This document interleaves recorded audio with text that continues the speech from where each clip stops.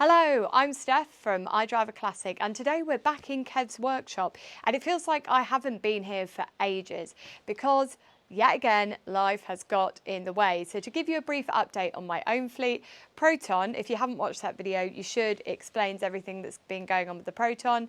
That is now running beautifully. In fact, I brought it here today because I've just not been using it.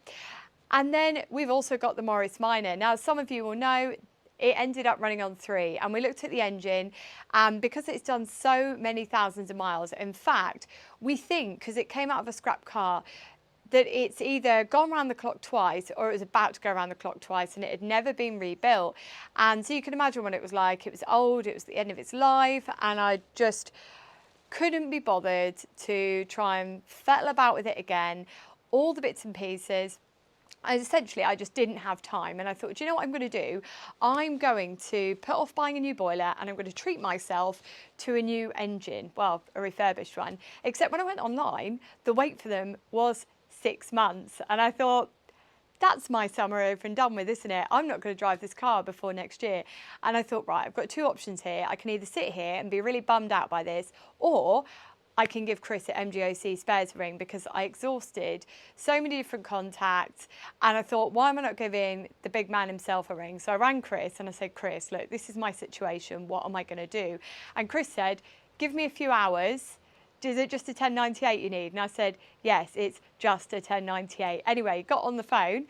Within the hour, he'd come back to me and he said, Steph, I've sorted it. We're going to get one from Ivor Searles. So anyway, I have been having the best time because Chris managed to turn it around within a week, and there is a video coming on this where we fit the engine at work, and we didn't fit the engine here because Kev has been so busy with caring for the elderly people in his life. He's such a wonderful man, putting everybody else above himself. He's been looking after his dad, his elderly neighbour, everyone in between, and all his customers as well, and he hasn't been giving much time to himself. So the MGC hasn't moved forward, but for a very good reason. And it was with all of that in mind that I thought, I'm not going to bother Kev for the engine. And also, I work at a classic car garage, ADO Restoration in Halifax. We have a ramp, we have all the facilities, and I got loads of help from Ed and Paul. But as I say, there's a video coming, so just a few clips there to show you what I've been doing. I was very lucky because the lads have got so much expertise. They just kind of took the rein on it a bit, which was very helpful. Anyway, coming back to the MGC, Kev has been doing a lot of prep work, and he's been touching in with lots of local suppliers for bits and pieces. So what I'm going to do is, I've given you a bit of an update on my own fleet. Let's flip the camera, get Kev to talk about this MGC and get a meaty update, because next week we're going to come back and we're going to see this blooming thing painted. And we're also going to talk about the bonnet, because Kev has painted the bonnet, and in my opinion, you are not going to believe the finish he's got in a home garage. Hi, Kevin Hurst here again. Now, we're going to talk about prepping today. Last time we touched on the prep of this particular motor car, but good Lord, it's taken some doing. It really has taken an awful lot of doing, because I want to try and get it as near perfect as I possibly can. Obviously, it won't be perfect because of the circumstances it's been painted in. It's not in a dust-free environment, etc. So, I think this side was relatively challenging, to say the least, and I think from this section here through to the back of this section is now actually finished. That has taken me a week to prepare it. You can see there's various feather edging, as we've talked about before. There's sort of bare metal there. It's all lovely feather edged, ready. You can just rub your fingers on there and it's absolutely spot on. But it's oh dear me, it's taken an awful lot of doing, because when you start looking at things and then rubbing your fingers down, as I said before, how sensitive your fingers are, you think, oh no, there's a dent there. But the dent there was a tiny little dent there, but the filling has extended to all this area here to make sure that we get it 100% accurate, get the shape right. And what I have done is I put the doors on, which, as Steph briefly mentioned, I have painted the doors, but I put the doors on and then I've taken the doors off to check that all the door shuts and everywhere around it is as good as I can possibly get. We talked about cutting that, which of course has taken time, and getting the correct profile for the door where it fits nicely there. So when you look down the side of the car, it will look relatively straight. I'm going to paint the car in Grampian grey, which is all under the engine bay. That's all prepared as it was when I got the car, so we're going to keep it in that colour. The original colour of it was BRG, British Racing Green, and I believe it is BRG 29, which I think is the Jaguar version of British Racing Green, because there's about 3 different versions I think there is, or probably even more. So I didn't want it British Racing Green because I've already got an MG in British Racing Green, and it's not particularly my favourite colour, to be honest. So I like the grey, and the grey is going to have I think it'll complement a red interior very, very nicely. So that's it for the preparation work. And as Steph mentioned briefly, I'd just like to mention a couple of people that have really helped me out on this project. I put a message on the MGB Facebook page about the preparation of the tailgate at the back, because this specification vehicle has got the skeleton MG badge on the back, which is all individual letters on the back, and I thought, where on earth I'm going to have to drill all those out? How am I going to manage? Anyway, I put an advert on saying, does anybody have a template? And what I'd really like to say is Cone Classics, somewhere down in Essex I believe, messaged me back and said, I've got a template. And the template was, as Steph will put a photograph on, is like a quarter of a rear tailgate. And what you do is you take the boot lock off, put the boot lock on the new panel over the top of it, clamp that side, and then you drill through the holes on the original template.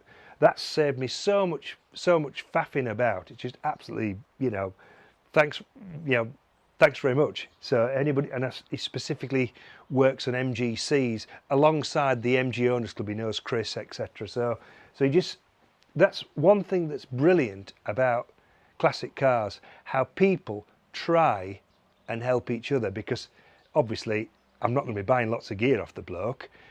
He's down other end of the country, but thanks very much to Cone Classics.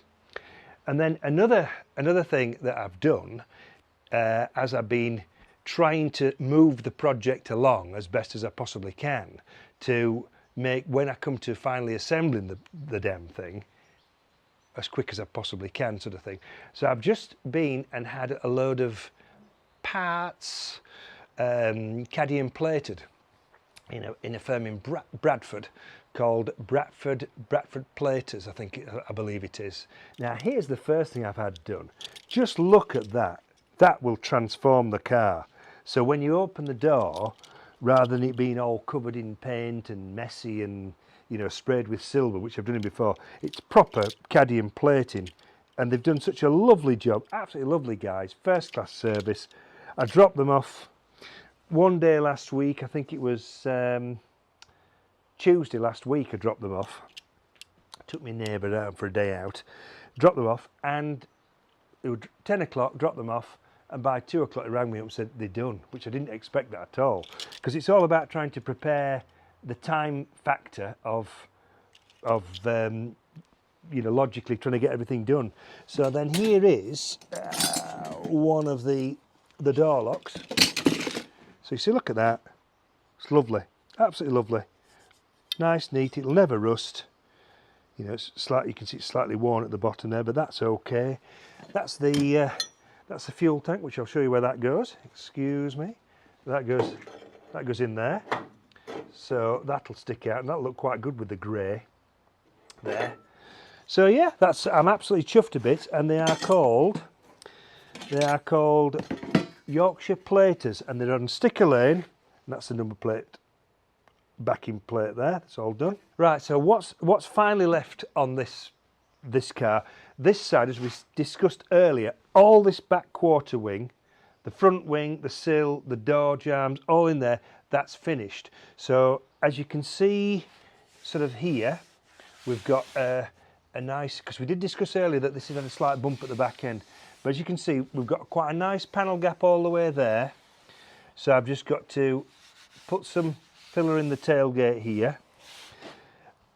That's not too bad. A little bit more round here, and then this bit on here, the lower valance, which of course I've knocked all that out to try and make that as straight as possible, but I've got to just put a final bit of filler in there just to level it all up. The back end here, let's move that out of the way, I'm going to be stone chipping from probably there all the way along, all this bottom panel here, just to try and keep the rust at bay.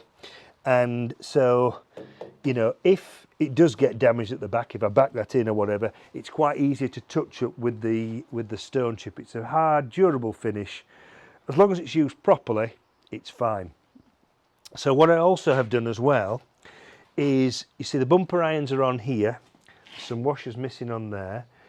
The bumper, I've done a trial fitting of the bumper to make sure it all fits on here and it doesn't stick out either too far or too far in, if you know what I mean. Because I just want, once you get the preparation spot on and painted, I want the assembly as easy as possible. And then, which I reckon realistically there's another at least a couple of days preparing all this back end and getting it exactly as I want it, to make the painting as easy as possible. Then what I intend to do is put the wheels on, which I've got all the wheels. The wheels are all powder coated, brand new tyres on, which I've had balanced at a local firm. I'll put the wheels on, push the car outside when it's not raining, because we said before about body filler absorbing moisture, and I will shut the garage doors, blow the whole car off with an airline. Then inside I'll go and vac all the dust out of the interior, and then I will strip this garage out inside and sweep it all up, have a right good sweep up and an organisation, try and organise it as best as possible, and then hopefully she should be ready for a coat of paint.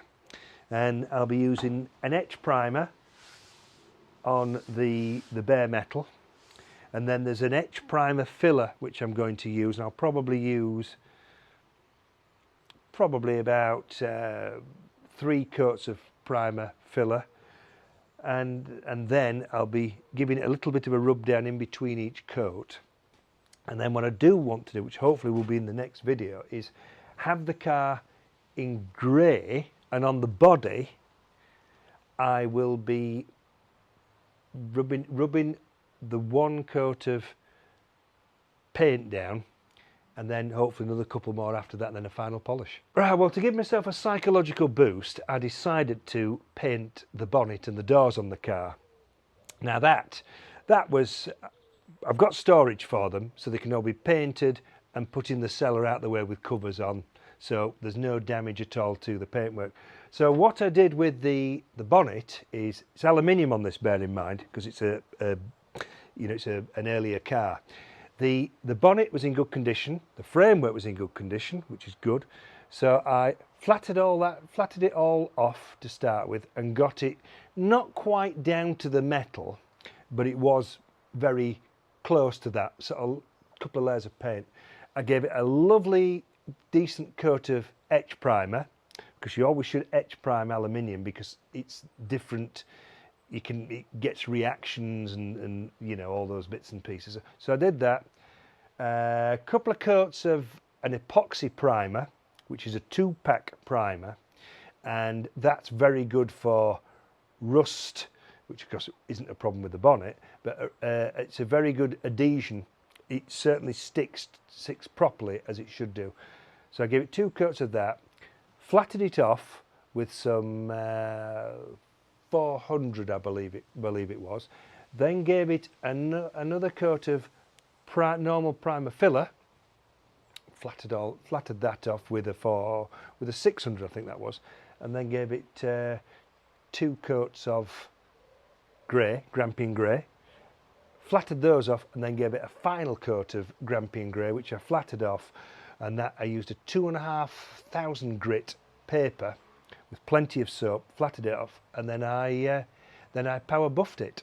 And I'd like to show you my buffing machine. This is probably older than me. So this goes back to the 1960s, and on the top of it I've got one of these, it's a sponge type of thing. Now many people remember back in the old days when we were painting in cellulose, you used to have a lambswool bonnet, and it was like a 9-inch lambswool bonnet that was usually double-sided, and they were great. But what used to happen is it used to burn the paint off if not careful on the edges. This, you put plenty of water on this and plenty of a very, very fine compound, and you get quite a good finish afterwards. But you do it with 2,500 or 3,000 grit paper. Flat it all off, plenty of soap, plenty of water, keep the paper clean, and you get a really decent result with it. So that's my lovely old Black & Decker buffing machine. I'll never replace it. I love this piece of kit. This is our second take because originally I got distracted by a squirrel outside, like that dog off Up, which probably says a lot about me. Anyway, it has been a pleasure welcoming you into the garage once again and to share with you what's been going on.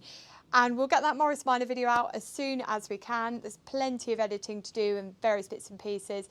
And also I need to film a test drive because I just got straight in the car and just went for it and did the first 500 miles. Problem free, I might add, so it's all been very good indeed. And it's also been good to show the MGC as well, because a lot of people do ask me in the comments section how it's going, and we're just like you at home. Our lives drag us out from the garage to go and do a million other things. So we'd really hope to have this finished by Goodwood, and we probably won't get it finished by Goodwood.